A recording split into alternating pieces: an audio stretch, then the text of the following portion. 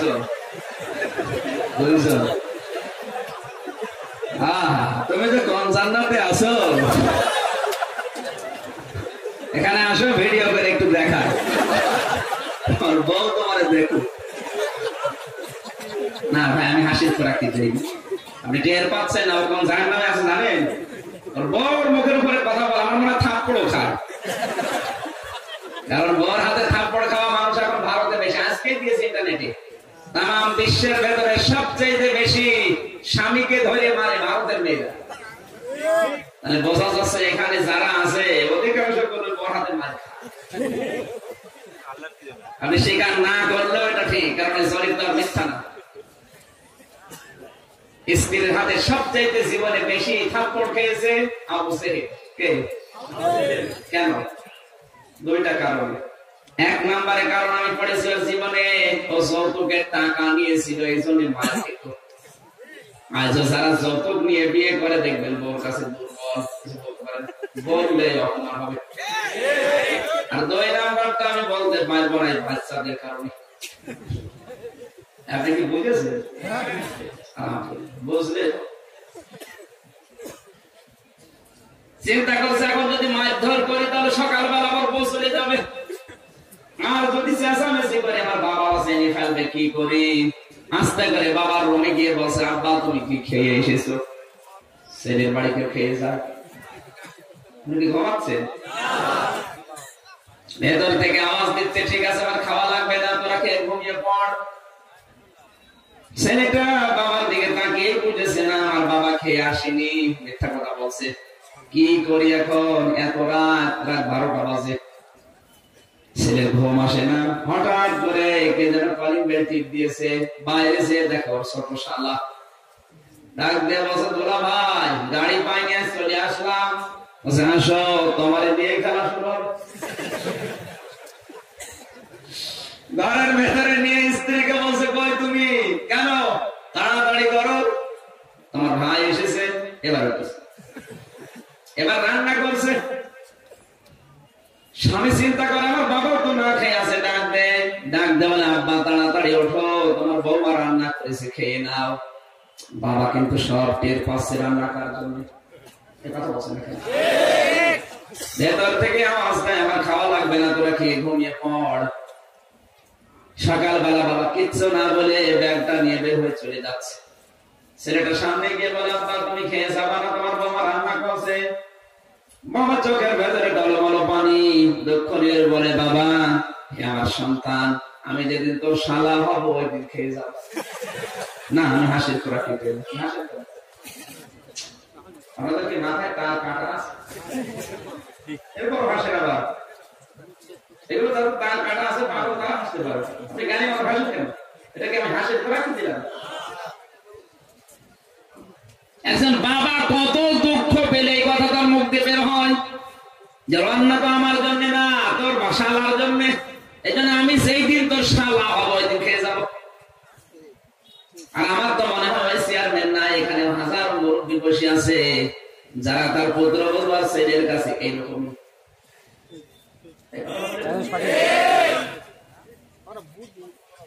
কথা বসে তারপরে বলে। আমি কি বেশি বলবো? আমরা ঠিক বলছি? ঠিক এইটাই হচ্ছে আজ ভারতের এই সিরিয়াল গুলো দেখে দেখে আমাদের পরিবারটা এইটা হচ্ছে। এখানে হাজার মুরব্বী বসে আছে, ওইরকমই 4-5টা ছেলে যার অধিকাংশ দিন না খেয়ে থাকে। বড় বেটার বউ বলে মেজোটা দেবে, মেজোটা বলে সেজোটা দেবে, ও বলে ছোটটা দেবে। সেগুলো মুরব্বী না খেয়ে সারা মাস এরকম মুরব্বী নেই। অথচ এদেরকে মানুষ করতে গেলে যৌবন শেষ, নিজে কোনোদিন ভালোভাবে খেতেও পারেনি। 5টা ছেলে মানুষ করেনি, মানুষ না। শুধু ছেলেদের দোষ না, এই ছেলেগুলোকে বিয়ে দেওয়ার সময় মুরব্বী আর ওই মুরব্বীর বউ জোর করে যৌতুকের টাকা দাবি করে নিয়েছে। এই ছেলেটা ওর বউর কাছে এখন গোলাম হয়ে গেছে। ও করবে কি এখন? কিচ্ছু করার নেই, ওর বউ যা বলে তাই। অনেক পরিবার আমি দেখেছি বিয়ে করার পরে স্ত্রী বারবার স্বামীকে বলে, দেখো আলাদা হয়ে যাও, আরামে খেতে পারবা। কি অনেক সন্তান কোনদিন চাইবে না আমার তো মনে হয় আমি নিজে একজন সন্তান, কোনদিন মন থেকে আমি চাইবো না যে মা বাপকে আলাদা করে দেন, কেউ চাইবে না। কিন্তু বাধ্য হচ্ছে কেন? স্ত্রীর কারণে। খালি বউ বারবার বলে আলাদা হয়ে যাও, আলাদা হয়ে যাও, হারামে খেতে পারবা। এই বউটারও শুধু দোষ না, এই বউটাকে বারবার উপরওয়ালা, ওর মা আর ওর ভাবি আর ওর বড় বোন ওখান থেকে শুধু খোঁচা, আলাদা হও। তুমি কি ঠিক বলবো না ভুল বলছি?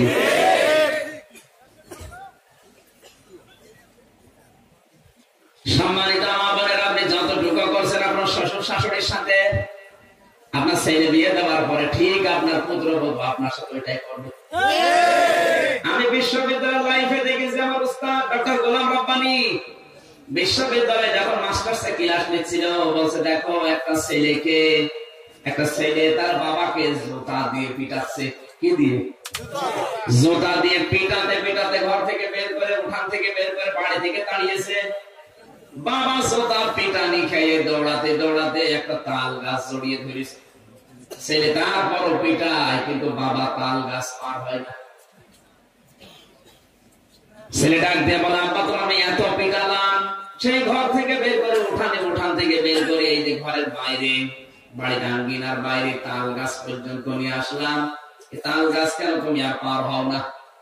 বাবা চোখে এর পানি ফেলে দিয়ে বলে, সন্তান, আমি যখন তোর এই বয়সে ছিলাম, ঠিক আমি আমার বাবাকে এভাবে জুতা দিয়ে পিটিয়েছিলাম। আমার বাবা জুতা পিটানি খেয়ে তাল গাছ জড়িয়ে ধরেছিল। তুই আমার যত মারবি মার, জীবন থাকতে আমি তাল গাছ পার হব না, কারণ আমি যা করেছি তাই পেয়ে গেছি। আমি শ্বশুর শাশুড়ির সাথে যা করছেন ঠিক ওইটা আল্লাহ আপনার পথে রাখবেন না? আল্লাহ নেই বলেন? ন্যায় বিচার ঠিক হবে, যতটুকু করছেন অতটুকু করাবে। এই জন্য পুত্রবধূ যারা আছেন তাদের উচিত হচ্ছে নিজের শ্বশুর শাশুড়িকে নিজের মা বাবার মতো মনে করা, আর শ্বশুর শাশুড়ি যারা আছে তাদের উচিত নিজের পুত্রবধূকে নিজের মেয়ের মতো মনে করা। আমার মনে হয় এই দুইটা মন যদি এক হয়, কোনদিন কোন পরিবারে আর গন্ডগোল থাকার কথা না। এই মেয়েদের ভেতরে ছোটখাটো জিনিস নিয়ে গন্ডগোল হয়। মেয়েদের এই মন ছোট থাকার কারণে আমাদের পরিবারে আজ শান্তি নেই, ছোটখাটো জাহান্নাম হয়ে গেছে। পুরুষ মানুষ বাইরে এত কষ্ট করে আসে, বাড়িতে এসে দেখবেন গন্ডগোল চলছে, মা আর বউ। এই কথা বলছেন কেন? কি নিয়ে? ওই মাত্র মাকে আপনি শাড়ি কিনে দিয়েছেন 1000 টাকা দিয়ে, আর স্ত্রীকে দিয়েছেন 900 টাকা দিয়ে, 100 টাকা কম বেশি, এই জন্য গন্ডগোল। এরকম ছোট মনের বউ আছে কার? হাত তোলেন।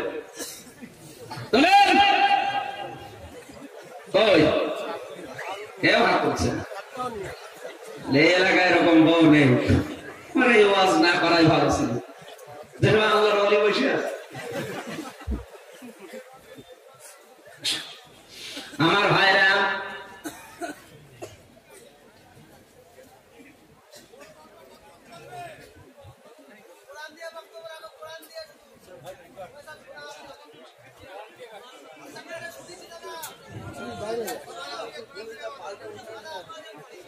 আমি জায়গায় যাব, তো জায়গা মতো না গিয়ে আপনি এখানে আসেন, এসে আপনি বলেন আমি বাড়ি চলে যাই, আসেন। এই জন্য সেমিনার গুলো করা লাগে, মূর্খ মানুষ তো। আরে ভাই, জায়গা মতো না গিয়ে আমি আন্দাজ আপনাকে বোঝালাম, কোরআন একটা আয়াত পড়ে বোঝালাম, বুঝবেন? পাগল ছাগল বসে আছে।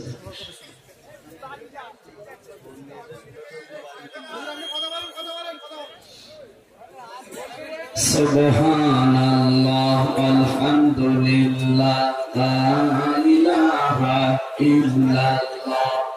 সুবহানাল্লাহ, আলহামদুলিল্লাহ, লা ইলাহা ইল্লাল্লাহ, লা ইলাহা ইল্লাল্লাহ, মুহাম্মাদুর রাসূলুল্লাহ। আমার ভাইরা, পারিবারিক জীবনের এই সমস্যাগুলো এখন সবচাইতে বড় জটিল আকার ধারণ করেছে। এই জন্য আমি টাচ দিলাম। দেখি কোরআনের কথা নাকি আমি বানিয়ে বলছি। সূরা নিসা 34 নম্বর আয়াতের তাফসীরে এগুলো লেখা আছে। আপনি তাফসীর নিয়ে আসেন একটা কাছে, আমি দেখাচ্ছি। আর পাগল বলছে কোরআনের কথা বলতে, কোরআনের কথা বলছেন, আমার বাবার কথা বলছে।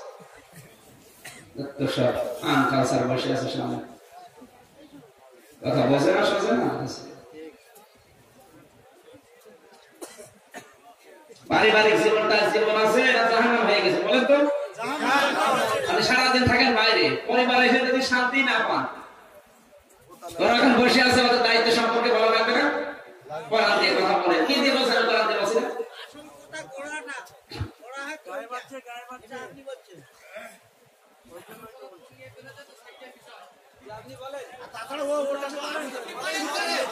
না, কথা বলবো ভাই।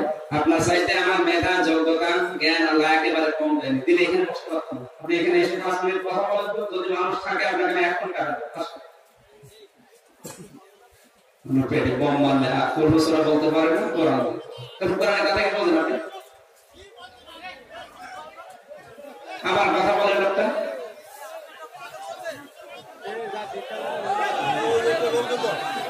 হ্যাঁ না বসেন, কিছু মানুষ থাকবে এরকম। সুবহানাল্লাহ আলহামদুলিল্লাহ লা ইলাহা ইল্লাল্লাহ, সুবহানাল্লাহ আলহামদুলিল্লাহ লা ইলাহা ইল্লাল্লাহ। এই কথা বলেন কেন? চুপ করেন। লা ইলাহা ইল্লাল্লাহু মুহাম্মাদুর রাসূলুল্লাহ সাল্লাল্লাহু আলাইহি ওয়াসাল্লাম। পারিবারিক জীবনের সমস্যাগুলো যাদের আছে, আশা করছি মনটা বড় করবে, আল্লাহ রাব্বুল আলামিন এই সমাধানগুলো করে দেবে ইনশাআল্লাহ। আল্লাহ আমাদের পরিবারটা খাদিজাতুল কুবরার মতো যেন বানিয়ে দেন, সবাই বলেন আমিন। দরুদ আর সালাম পাঠ করে আমরা কোরআনে কারিমের সূরা হাশরের 18 নম্বর আয়াতটা পড়েছি। ছোট্ট একটা আয়াত পড়েছি। এই কথা বলছে কারা? এরা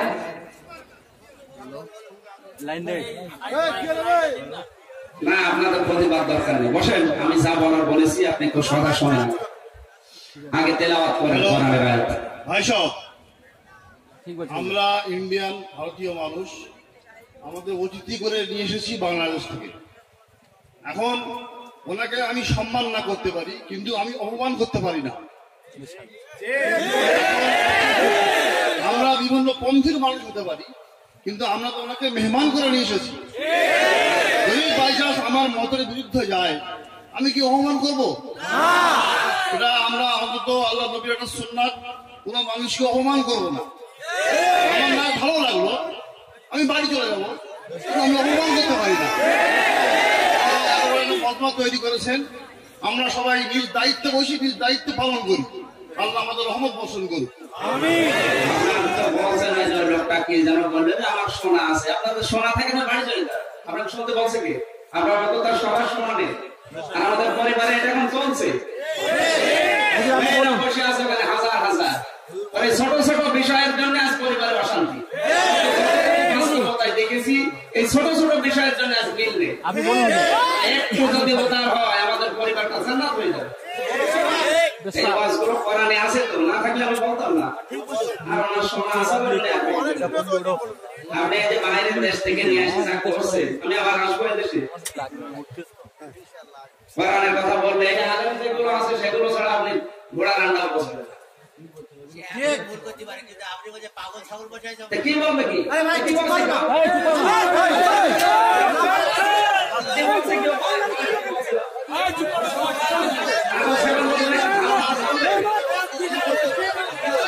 আপনাদের আচরণ চাতে আপনি কি বলবে কি? আচরণ করছেন তো এরকম তো বলছি আমি।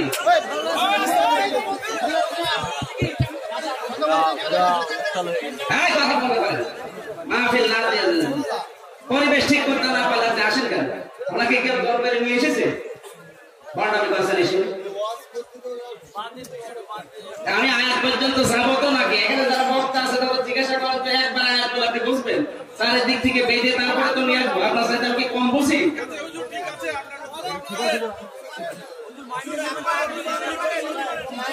আর এরকম সেমিনার হলে একবারে কথা বলা যায়। সেমিনারের আলোচক থাকে আলাদা, ওদের শ্রোতাও থাকে আলাদা। আর এখানে বসে আছে, এক একজনের মত এক এক রকম।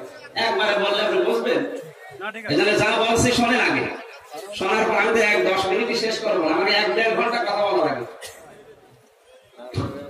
একটি ঘন আগে।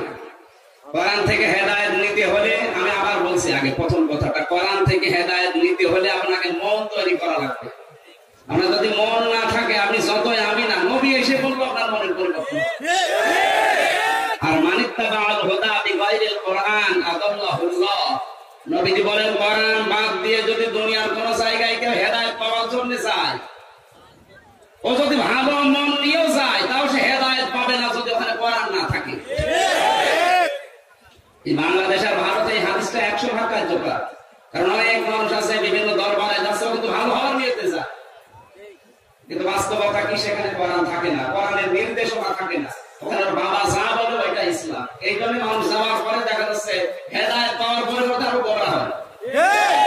নামাজ পড়তো না, এক গুনাহ করতো, এখন পীরের মুরিদ হয়ে পীর সাহেবকে সেজদা দিচ্ছে, কবরে সেজদা দিচ্ছে। ও কি ভালো হয়েছে না খারাপ হয়েছে? খারাপ হয়েছে। কারণ তার কি ওখানে কোরআনের কর্মসূচি চলে না। এখানে আপনাকে সিদ্ধান্ত নেওয়া লাগবে এমন জায়গায় যাবো না যেখানে কোরআন চলে না। মানিত্তাবাল হুদা বিগাইরিল কোরআন আদাল্লাহুল্লাহ, আদাল্লাহ এভাবে ইফাল থেকে এসেছে।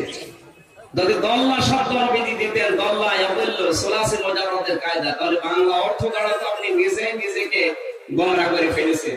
কিন্তু আদাল্লাহ শব্দের বাংলা অর্থ দাঁড়াবে আপনি নিজে হয়তো গিয়েছিলেন ভালো হওয়ার জন্য, কোরআন না থাকার কারণে আল্লাহ নিজে দায়িত্ব নিয়ে আপনাকে আরো খারাপ বানিয়ে দেবে। হেদায়েত দেওয়ার মালিক কে? আমার বাস শুনে আপনি হেদায়েত পেয়ে যাবেন, কে বলেছে? এটা মালিক কে বলেন তো? উনি নিজে বলছেন আদাল্লাহুল্লাহ, আমি নিজে তোরে গোমরা বানিয়ে দেব। তাহলে কোন পীর সাহেব, কোন নবী, কোন ওলি কোন ক্ষমতা আছে আপনাকে হেদায়েত দেওয়ার? না। আপনার আগে মন তৈরি করেন। নবীজির মুখে ওয়াজ শুনে তার চাচা আবু তালেব ভালো হয়নি, সারা জীবন ভালোবাসা দিয়েছে কিন্তু ভালো হয়নি, শেষ পর্যন্ত কালেমা না পড়েই মারা গেছে। কথা বলেন ঠিক কিনা? আপনি আমি রামসে তো অনেক দূরে। আল্লাহ আমাদেরকে কোরআন থেকে হেদায়েত নেওয়ার মতো মন যেন তৈরি করে দেন। আমি বাংলাদেশের নরসিংদী জেলা গিরিশ চন্দ্র সেন, হিন্দু বেটা, কোরআন শরীফের অনুবাদ লিখেছে, তাফসীর পর্যন্ত লিখেছে। আর আমরা জানি তাফসীর লিখতে হলে প্রতিটি শব্দের অর্থ তার জানা থাকা লাগবে, না সে তাফসীর লিখতে পারবে? এখানে স্টেজে যে আলেমগুলো বসে আছে, এখানে সামনে যত বড় হুজুর বসে আছে, একজন হাত তুলে বলেন তো কোরআনের প্রত্যেকটা শব্দের অর্থ আমার জানা আছে? পারবেন আপনি? বাবা পারবে না, আমারও জানা নেই, পড়েছি আমার মনে নেই, আবার দেখা লাগবে। কিন্তু বেটা হিন্দু, কোরআন শরীফের প্রত্যেকটি শব্দের অর্থ তার একাধিক অর্থ জানা ছিল না, তাফসীর লিখলো কি দিয়ে? তাহলে কোরআন শরীফ মুসলমানদের সাথে পড়েছে বেশি, বুঝেছে বেশি, লিখেছে বেশি, শুনেছে বেশি, কিন্তু হেদায়েত পেয়েছে না। ও মারা যাওয়ার পর জানাজা হয়েছে না, কবরে দিয়েছে না, কি করেছে? উড়িয়ে ফেলেছে। কে বুঝলেন এখান থেকে? আপনি শোনেন 5 মিনিট, কিন্তু হেদায়েত পাওয়ার নিয়তে শোনা লাগবে। আমি গল্প বলছি তাই কি, গল্পের ভেতরে শিক্ষা আছে। আমি তো আন্দাজে গল্প করিও না। সূরা হাশরের একটা আয়াতের উপর আলোচনা করব। আল্লাহ আমাকে যতটুকু যোগ্যতা দিয়েছে, আল্লাহ রাব্বুল আলামিন কথাগুলো মেনে নেওয়ার আর আমাকে বলার মতো ধৈর্য যেন দান করে। জবান ছেড়ে আগে পড়ে না, আউযু বিল্লাহি মিনাশ শাইতানির রাজিম, বিসমিল্লাহির রাহমানির রাহিম। ইয়া আইয়ুহাল্লাযীনা আমানু তাকুল্লাহ ওয়াল তানজুর নাফসুম মা কদ্দামাত লিগাদিন ওয়াত্তাকুল্লাহ ইন্নাল্লাহা খাবীরুম বিমা তা'মালুন। সাদাকাল্লাহু রাসূল। সূরা হাশর, সূরার নাম কি? কোন আয়াত থেকে তাফসীর শুনতে হলে 5টা বিষয় লক্ষ্য করা লাগে। কয়টা? 1 নম্বরে শুদ্ধ তেলাওয়াত, 2 নম্বরে বাংলা অর্থ, যে ভাষায় যে কথা বলে ওই ভাষায়, 3 নাম্বার ঐতিহাসিক প্রেক্ষাপট বা শানে নজরুল, 4 নাম্বার ওর বাস্তব ব্যাখ্যা, 5 নাম্বার ওর মূল শিক্ষা নিয়ে বাড়ি দাও। এই 5টা বিষয় আজকে যতটুকু সময় পাই এই 5টা বিষয় আলোচনা হবে। 1 নাম্বার আমরা তেলাওয়াত করেছি, অর্থের দিকে খেয়াল করে। আল্লাহ ডাক দিয়েছেন হে যারা ঈমানের দাবি করো। সুতরাং এখানে যদি কোনো বেঈমান থাকে, বেঈমানের জন্য এই আয়াত না, তাদের জন্য আলাদা আয়াত আছে। এই আয়াত কাদের জন্য? এখন ঈমান আপনার আছে কিনা আপনি একটু দেখেন, বলবো। যদি বেঈমান থাকে চলে যাবে, কারণ আপনার জন্য এই আয়াত না। বেঈমান আছেন কিনা এবার মিলান। ফামা ইয়াকফুর বিত-তাগুতি ওয়া ইউমিন বিল্লাহ ফাকাদ ইসতামসাকা বিল উরওয়াতিল উসকা লা ইনফিসামা লাহা ওয়াল্লাহু সামিউন আলীম। সূরা বাকারার ভিতরে আছে আল্লাহ তাআলা জানিয়েছেন কেউ যদি ঈমান আনতে চায় তার প্রথম শর্ত হচ্ছে সে যেন তাগুতকে ছেড়ে দেয়। তাগুত কি? তাগুতের 4টা অর্থ আছে।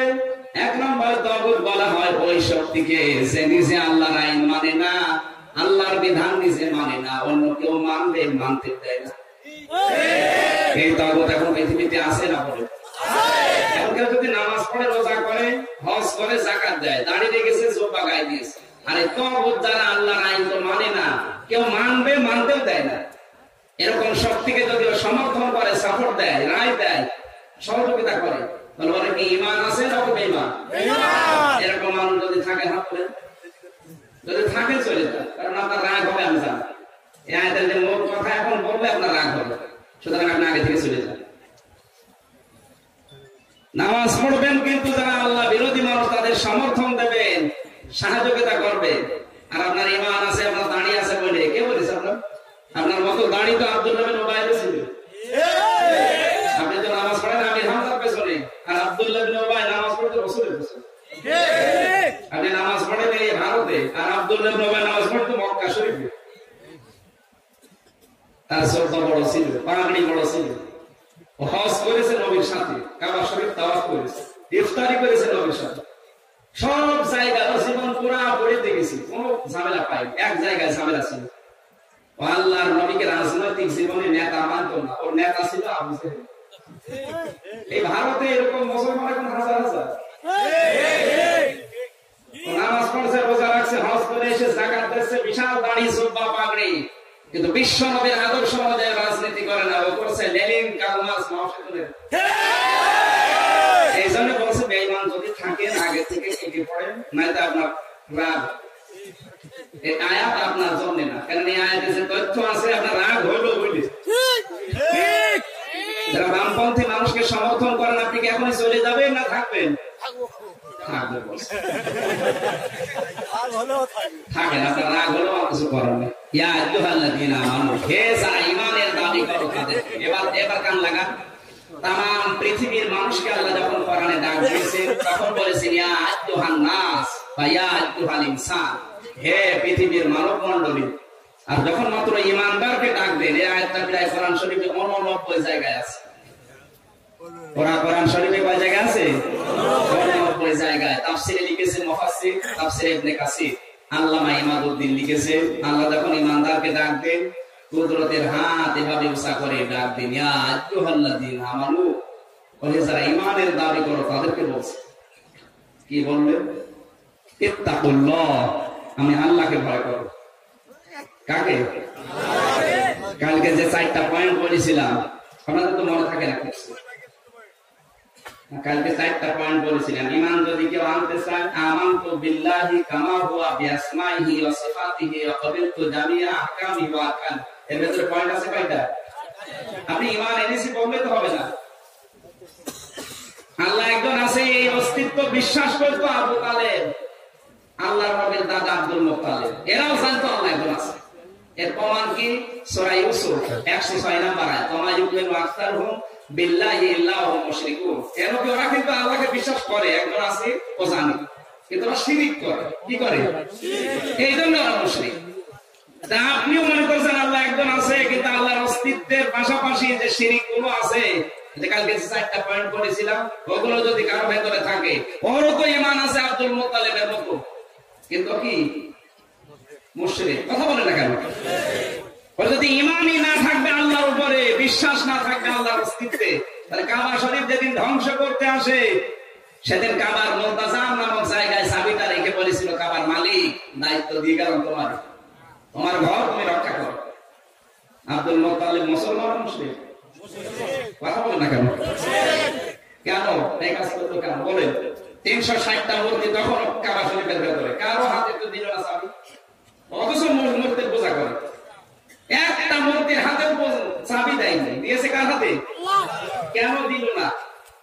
একটা মুশরিক, তার ভেতরে বিশ্বাস আছে যারা বসে আছে ভেতরে 313 জন, একজনের ক্ষমতা নেই ঘর রক্ষা করা, যার ঘর সে রক্ষা করবে।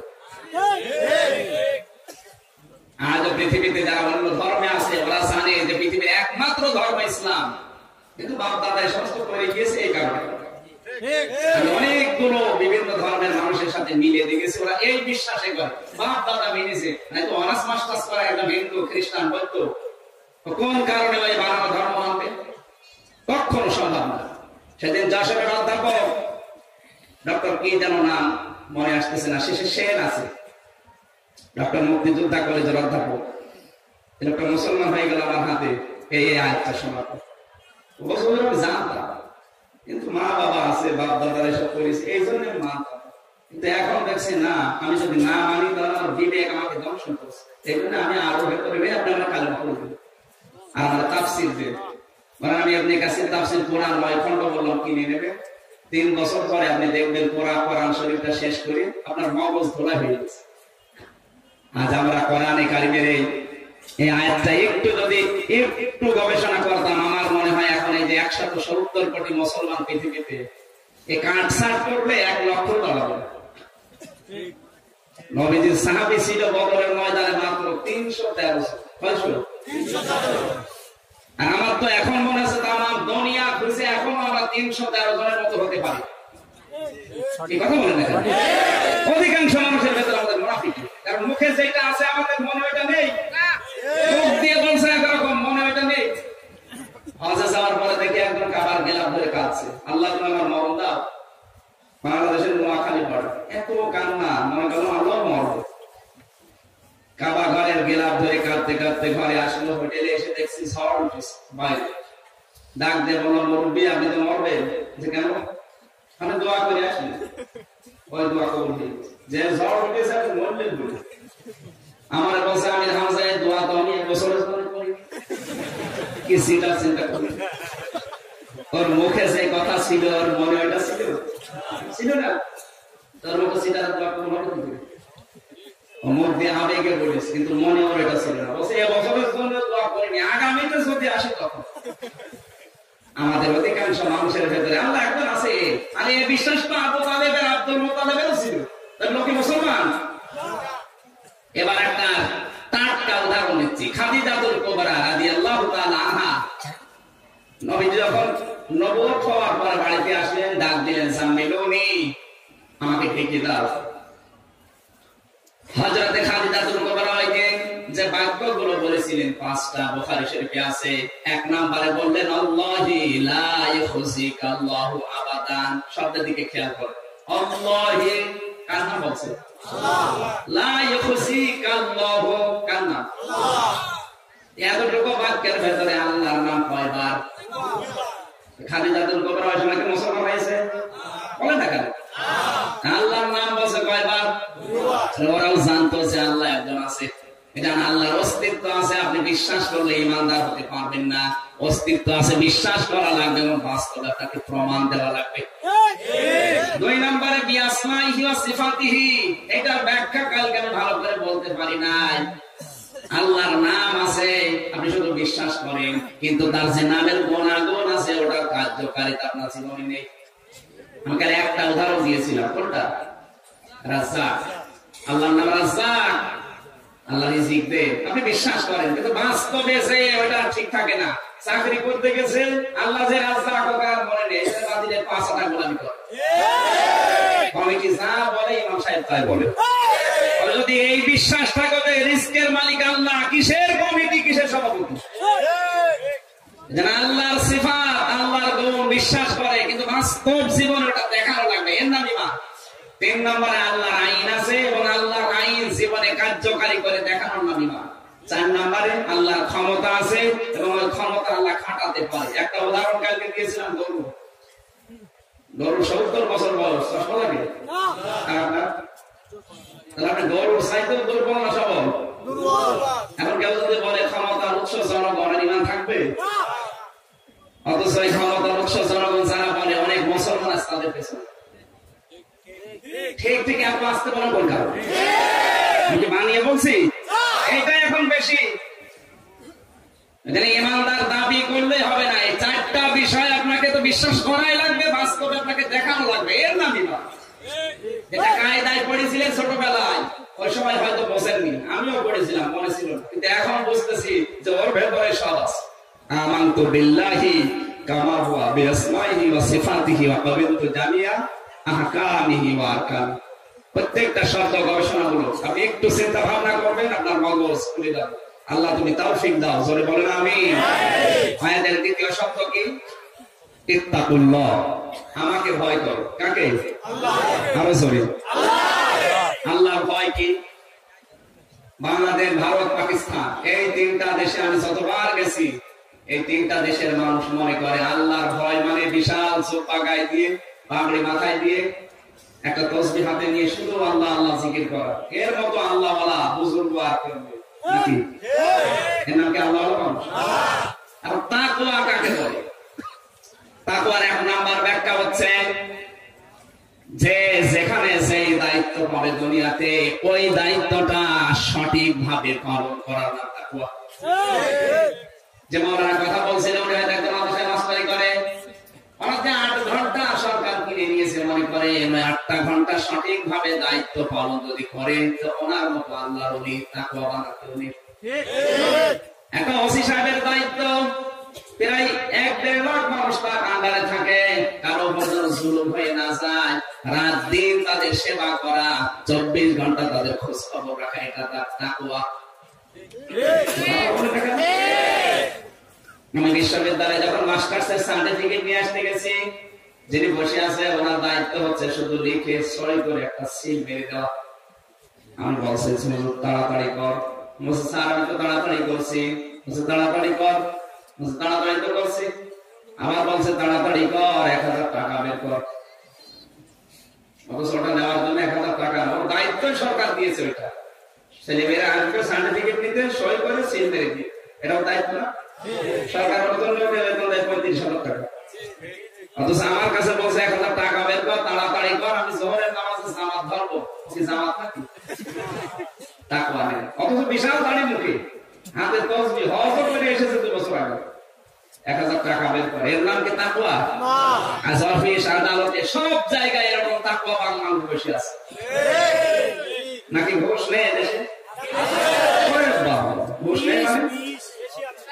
আচ্ছা, অফিস আদালতে গেলে আমি বাংলাদেশে যতটুকু দেখেছি, অফিস আদালতে যাবেন, আদালতের ইট পর্যন্ত ঘুষ চায়।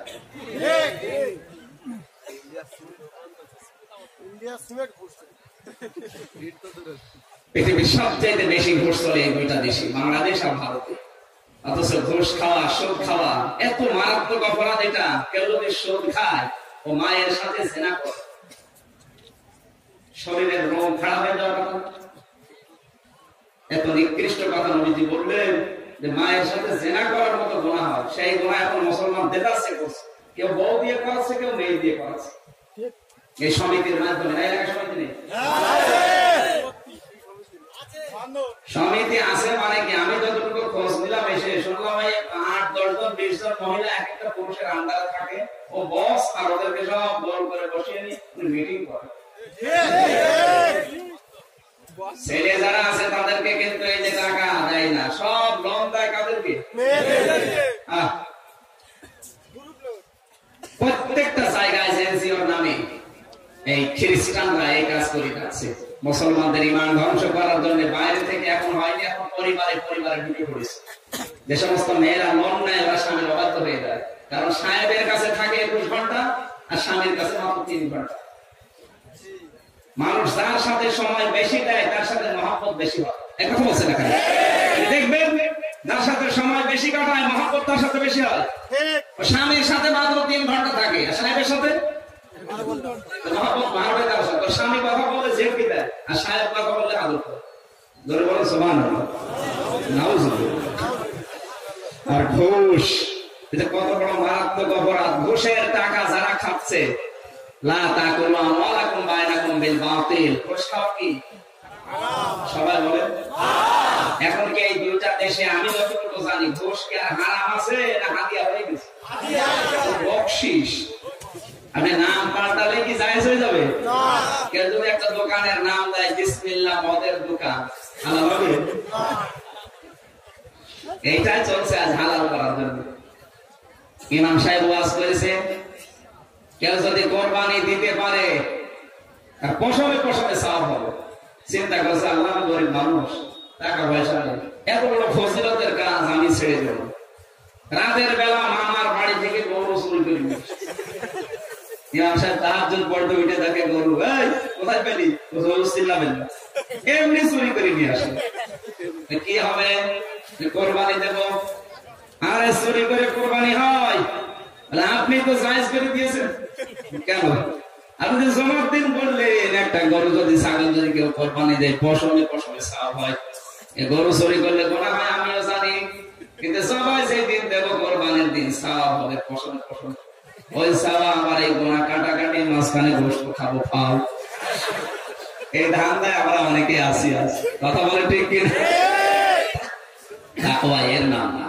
যে যেখানে যেই দায়িত্ব পাবে ওই দায়িত্বটা সঠিকভাবে পালন করার নাম কি? বলেন না কেন? আপনি যদি জুতা সেলাই করার দায়িত্ব পান, ছোট কাজ না, ওটা অনেক বড় কাজ। আপনি চুরি না করলেই হলো, মানুষকে ফাঁকি না দিলে হলো। আপনি যদি রাস্তা ঝাড়ু দেওয়া কাজ পান, মনে করবেন ছোট না, ওইটা অনেক বড় কাজ। তাকওয়ার 2 নম্বরের ব্যাখ্যা হচ্ছে আল্লাহর নিষিদ্ধ কাজকে ঘৃণা ভরে ছেড়ে দেওয়ার নাম তাকওয়া। শুধুমাত্র ছেড়ে দেবেন তা না, আল্লাহর নিষিদ্ধ কাজ আছে ওটা ছেড়ে তো দেওয়াই লাগবে, ঘৃণা করে ছেড়ে দেওয়া লাগবে। এই কারা ওঠে, কারা এরা শেষ করে দিই। যাক, যারা চলে যাচ্ছে চলে যাক, ফাঁকা জায়গাগুলো পূরণ করে দেব।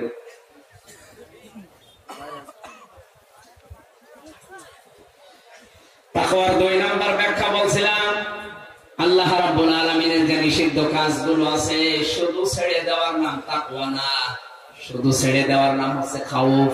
শুধু ছেড়ে দেওয়ার নাম কি? খাউফ মানে কি? ভয়। তাকওয়া মানে ভয়, কিন্তু এই ভয় আর ভয় আলাদা। সাপ দেখে মানুষ ভয় পায় না, পায় না? বাঘ দেখে, সাপ দেখে, বাঘ দেখে, পুলিশ দেখে মানুষ ভয় পায়। এই সমস্ত ভয়ের নাম আরবিতে খাউফ বলা হয়। আর তাকওয়া বলা হয় আল্লাহর নিষিদ্ধ যে কাজগুলো আছে। কয়টা আল্লাহর নিষিদ্ধ কাজ? 500। কত? কোরআনে কারিমে আল্লাহ 500টা আয়াত দিয়েছেন নিষিদ্ধ কাজ করার জন্য। এই নিষিদ্ধ কাজগুলো ছেড়ে দেওয়ার নাম, শুধু ছেড়ে দেওয়া না, ঘৃণা করে ছেড়ে দেওয়ার নাম হচ্ছে তাকওয়া। এবার আল্লাহর তাকওয়া যদি কারো ভেতরে অর্জন হয়, পৃথিবীতে আমার আল্লাহ কমপক্ষে 7টা তাকে উপকার করে, আর আখিরাতে 3টা, সব মিলিয়ে 10টা। তাকওয়ার ফলাফল আমি পেয়েছি পুরা 10টা। কয়টা? আপনার কথা শুনতেছেন তো? তাকওয়া অর্জন করতে পারলে মানুষের লাভ হচ্ছে দুনিয়ায় 7টা, আখিরাতে সবাই বলেন দুনিয়ার লাভ কি?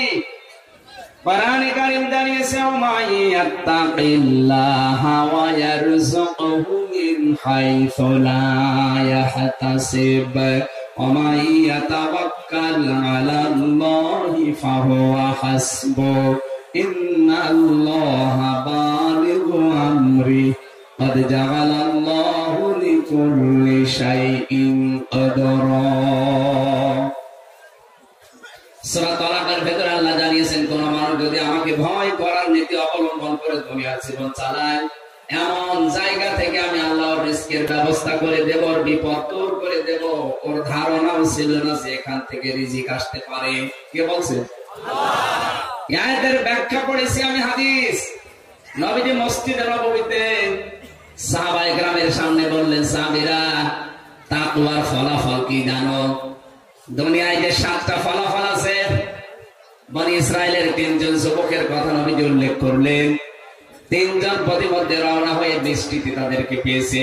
বৃষ্টির হাত থেকে বাঁচার জন্য এক পাহাড়ে তারা আশ্রয় নিয়েছে। আল্লাহর ইশারা উপর থেকে একটা পাথর গড়তে গড়তে পাহাড়ের মুখে গেছে আটকিয়ে।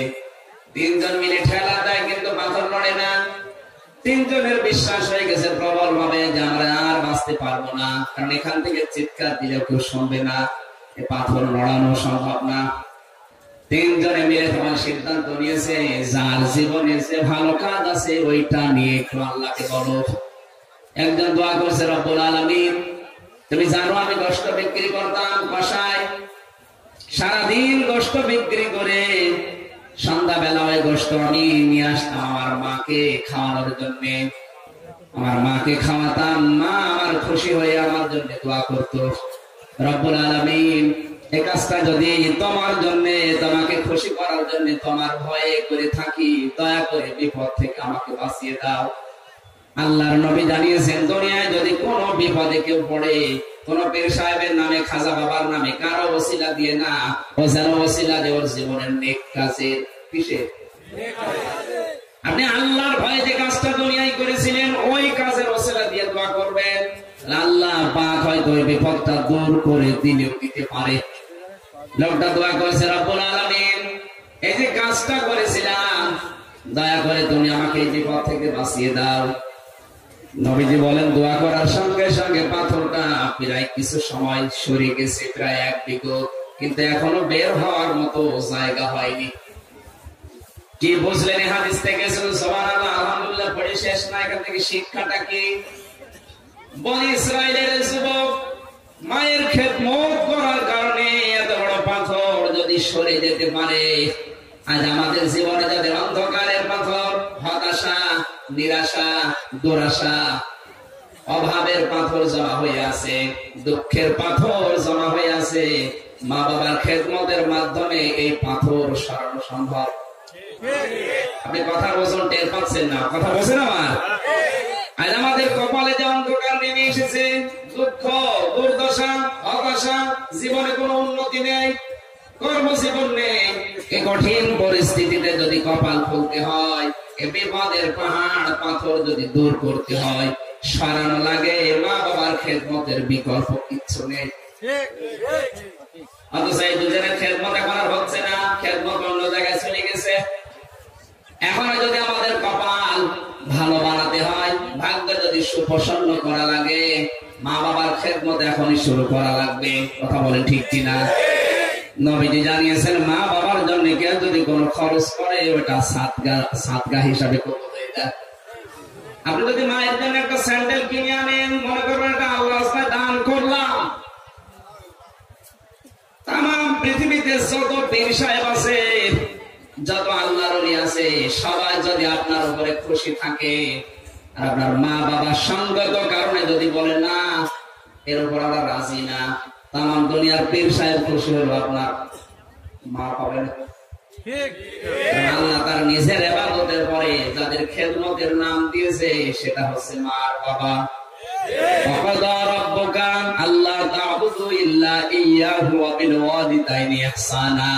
আল্লাহর নামে ফয়সালা হয়ে গেছে, আমি ছাড়া কারো ইবাদত করা যাবে না, আর মা বাবার খেদমত করা লাগবে। এখানে আয়াত থেকে শিক্ষা কি? আল্লাহর আইন মানা ফরজ, আর মা বাবার আইন মানা না। এই যে ওয়াবিল ওয়ালিদাইনি ইহসানা, মা বাবার আইন মানা ফরজ না, মা বাবার সেবা করা ফরজ। কথা বোঝা যায়নি? আল্লাহর আইন মেনে আপনি নামাজ পড়ছেন যেমন ফরজ, মা বাবার খেদমত করা, সেবা করা ঠিক ওই রকমই ফরজ। এখন যদি কেউ দুনিয়ার কাজ মনে করে যে মা বাবার খেদমত দুনিয়া, এ পরে করবো না, হবে না, এটাও ইবাদত। এটা কি? আল্লাহর ইবাদত করে আপনি নামাজ আদায় করলে, আবার হুকুম মানলে, ওই আল্লাহ একই ভাবে হুকুম করেছে, ওয়াবিল ওয়ালিদাইনি ইহসানা। আমার হুকুম মতো যদি নামাজ পড়ে থাকো, রোজা রেখে থাকো, আমার হুকুম মতো মা বাবার খেদমত করো, সেবা করো। এখানে আল্লাহ 5টা ব্যাখ্যা দিলেন মা বাবার জন্য। কোরআনে কারিমে আমি যত পড়েছি, মা বাবার নামে সব চাইতে বেশি ব্যাখ্যা পেয়েছি। আল্লাহ তাআলা বলে, আমি একটা একটা করে মা বাবার নামে আমার কুদরতের মুখ দিয়ে ব্যাখ্যা করলাম 5টা। দুনিয়ায় কত মানুষের নাম তো কোরআনে আছে, হযরত সাইয়েদের নাম আছে, কত নবীদের নাম আছে, এত ব্যাখ্যা তো পাইনি। কোরআন শরীফে যেখানে মার বাবার নাম, সেখানে 3টা, 5টা, 7টা, 12টা, 17টা, 23টা পর্যন্ত ব্যাখ্যা আছে। আলোকে ভুল করেছে কেন ব্যাখ্যা দিচ্ছেন? আল্লাহ তাআলা জানেন এই দুনিয়াতে আমি আল্লাহর পরে ওই লোকটার জন্য সবচেয়ে বেশি কষ্ট স্বীকার করেছে ওর মা আর ওর বাবা।